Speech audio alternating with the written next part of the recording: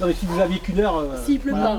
si on bouffe une demi-heure à marcher, après on peut discuter en marchant. Mais je sais pas comment On on fait. a trois sujets abordés. C'est-à-dire. Alors que les touristes rêvent de leurs prochaines vacances en Lozère, le parc national des Cévennes, fort de la marque Esprit Parc National, a organisé une journée d'échange pour les adhérents. Ce sont des professionnels de l'élevage ou encore de l'accueil qui se sont réunis pour une journée de rencontres ayant pour objectif s'orienter vers une synergie commune. On est tous, oui, puisque c'est une rencontre démarquée. Voilà, donc nous pour doublement et bientôt triplement, parce qu'on est producteurs, et donc pour les produits transformés au jardin chez nous, et pour le gîte aussi, puisqu'on est hébergeurs. Nous, on est hébergeurs et ça fait des années qu'on prône le parc. Donc c'est vrai que d'être estampillé Esprit Parc, c'était important. C'est une sorte de reconnaissance. Et puis après, effectivement, pour le moment, c'est une marque qui n'est pas encore très connue du grand public, mais on espère qu'elle le sera. Vous êtes dans l'esprit.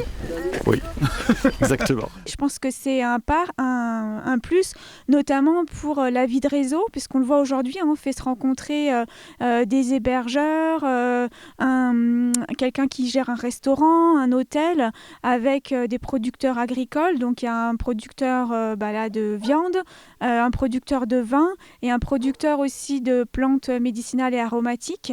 Le fait qu'il puisse y avoir des liens entre eux, qu'ils puissent proposer sur leur table d'hôte, en cadeau pour leurs clients, et puis qu'ils puissent aussi avoir des renvois de clientèle, ça c'est vraiment important. C'est toujours riche des journées de rencontres. Oui, on apprend beaucoup et puis on se découvre les uns les autres, où on approfondit nos relations, donc c'est bien. C'est important, ça permet d'échanger beaucoup justement, de se rencontrer. Déjà, on n'a pas le temps, nous souvent, sur nos différentes activités en saison. Et comme ça, hors saison, c'est bien de se rencontrer, de savoir qui existe, qu'est-ce qu'on fait, et d'avoir une collaboration éventuellement les uns les autres. Créée par les Parcs nationaux de France, la marque Esprit Parc National est la propriété de l'Agence française pour la biodiversité. Celle-ci a été lancée en 2015. C'est une marque commune à l'ensemble des parcs nationaux qui propose une offre de produits, d'activités, d'hébergement authentique et naturel autour de professionnels qui s'engagent dans la préservation et la valorisation des patrimoines de leur territoire. Alors il y a 2 relais. Il y a un relais au niveau national qui est porté donc par l'AFB, donc il y a un site national Esprit Parc National. Il y a un compte Facebook qui a 46 000 abonnés actuellement. Il y a aussi depuis le mois d'août un compte Instagram, donc il y a eu 400 abonnés en un mois, ce qui est quand même pas mal. Ensuite il y a des communiqués de presse qui sont envoyés, des portfolios. Il y a eu le magazine Terre Sauvage qui a été consacré au Parc national des Cévennes. Il y a des achats de publicité dans des guides, le Petit Futé notamment, dans Géo l'année prochaine. Esprit Parc National, c'est aujourd'hui près de 1000 produits et services, toutes filières confondues, tourisme, agroalimentaire, artisanat, portés par plus de 500 professionnels à travers 10 parcs nationaux. On est toujours dans l'idée que ce serait intéressant d'avoir sa production qui soit liée au territoire un petit peu, qui ait un lien, qui soit marqué avec le territoire, parce que notre production est quand même très liée au territoire.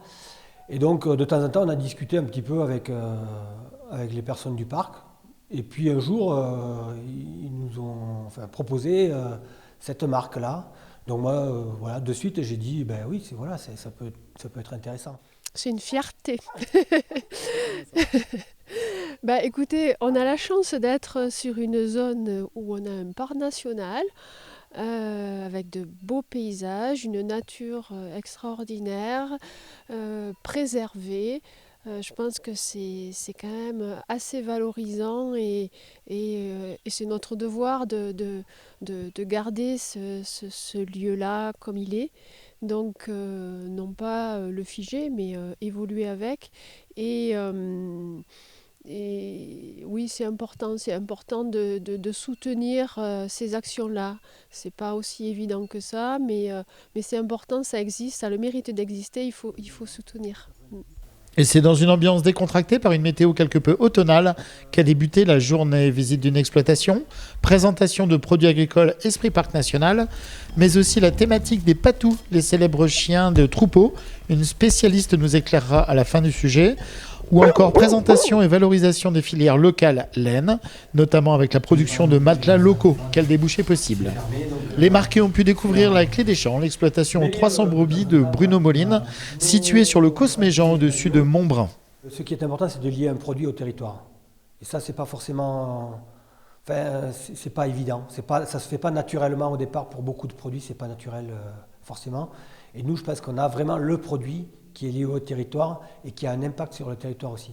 L'impact de notre produit, c'est un impact paysager, un impact après au niveau de la biodiversité. Enfin, ça a vraiment, notre manière de produire a un impact assez fort sur le territoire.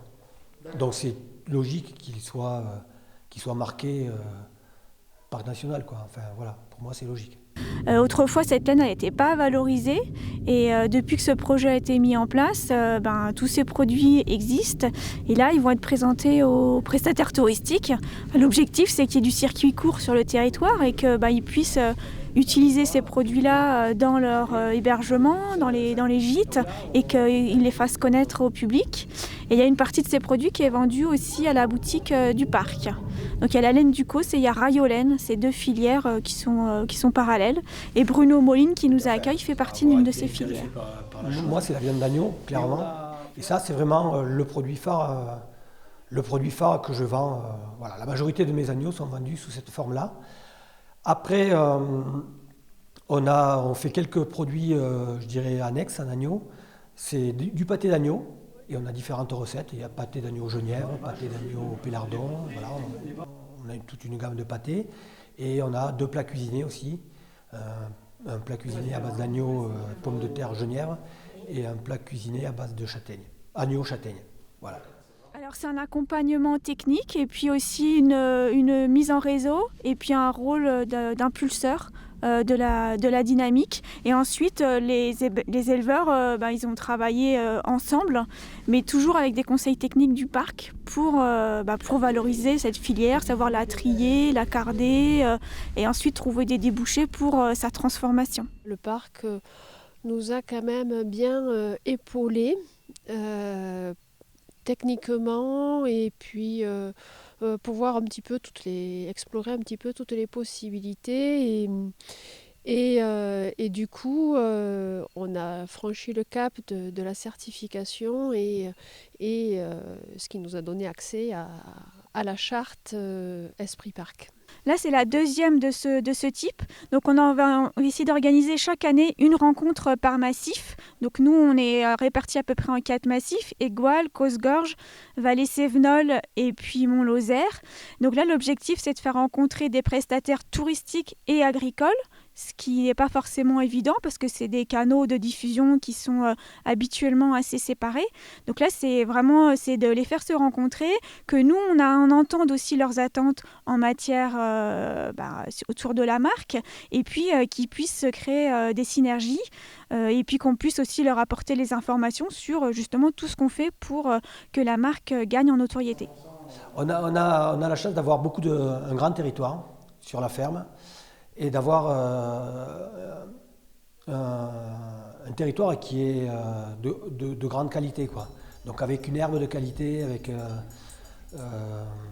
les agneaux ils mangent bien, ils respirent du bon air, enfin il y a tout en fait ici pour faire une viande de qualité. Et moi mes agneaux, leur alimentation exclusive c'est l'herbe du Causse. Donc ça fait une viande que vous ne trouverez certainement pas ailleurs. Autre thématique à prendre en considération, le bien-être des animaux. Les touristes qui trop souvent ont un comportement inadapté lors de balades dans notre département. Même si les patous sont a priori de magnifiques et imposantes peluches, il n'en est rien. Ce sont des chiens de berger qui font leur travail. Il dormait au pied de son lit et tout, donc c'est l'habitude en fait. Ouais, quand on est avec l'animal et qu'on le côtoie au quotidien, on s'y habitue. On aborde des thèmes comme celui du patou par exemple. C'est intéressant dans la mesure où on repart chargé d'informations. Voilà, surtout sur l'approche qu'on peut avoir avec ces animaux. Quelle attitude avoir vis-à-vis de ces chiens de troupeau? Quel message donner aux touristes? Coralie est éducatrice et comportementaliste canin en Lozère. Elle nous éclaire à ce sujet. c'est des chiens qui en général ne vivent pas du tout en intérieur, qui ne voient jamais un intérieur. Quand ils sont dans des exploitations, c'est des chiens qui vivent qu'à l'extérieur, donc ils vivent constamment avec les bêtes.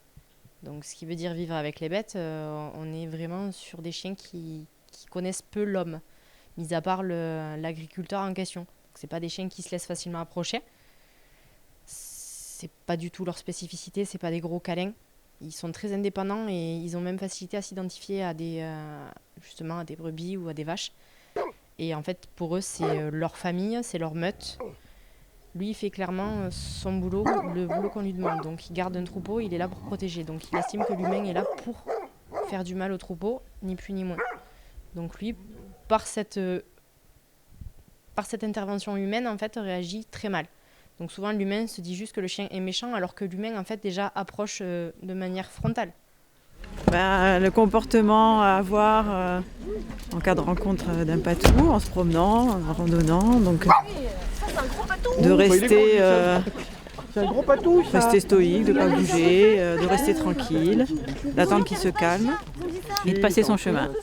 On ne va pas vers lui, on ne l'affronte pas, on ne le regarde pas dans les yeux, mais ça c'est avec tous les chiens, mais ce chien-là c'est vraiment spécifique.